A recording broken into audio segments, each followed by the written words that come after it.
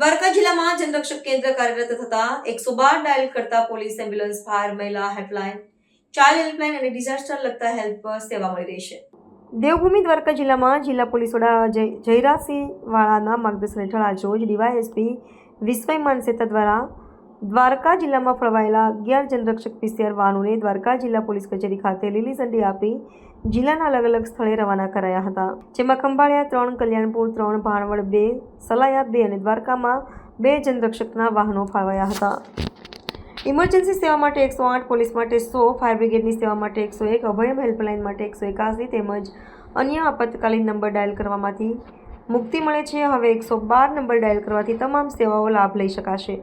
દ્વારકા જિલ્લામાં આજથી જનરક્ષક કેન્દ્ર કાર્યરત કરાય છે. 9 પીસીઆર વાહનો કાર્યરત હતા અને 11 જનરક્ષક વાહનો ફાળવતા દ્વારકા જિલ્લામાં 20 જનરક્ષક પીસીઆર વાહનો થયા છે. હવે 112 જનરક્ષક સેવાને ડબલ કરતા પોલીસ, એમ્બ્યુલન્સ, ફાયર, મહિલા અને ચાઇલ્ડ તથા ડિઝાસ્ટર સહિતની ઇમરજન્સી સેવા મળશે.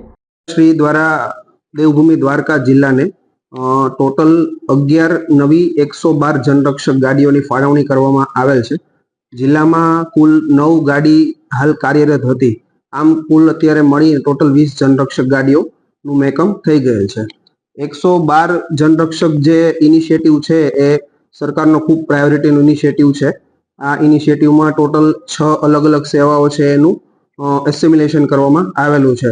જેમ કે પોલીસ વિભાગ છે, એમ્બ્યુલન્સ છે, મહિલા અભિયમ છે, ચાઇલ્ડ હેલ્પલાઇન છે, ફાયર તથા ડિઝાસ્ટર. આ કોઈ પણ પ્રશ્ન ઉપસ્થિત થાય તો તમે સિંગલ પોઈન્ટ 112 નંબર પર ફોન કરી શકો છો. જિલ્લાની અંદર અલગ અલગ જે જગ્યાઓ અનિવાર્ય જગ્યાઓ છે ત્યાં આગળ એસપી સાહેબ શ્રી જયરાજસિંહ વાળા સાહેબના માર્ગદર્શન હેઠળ આ ગાડીઓનો કેમ્પ અમે ત્યાં આગળ રાખવામાં આવનાર છે.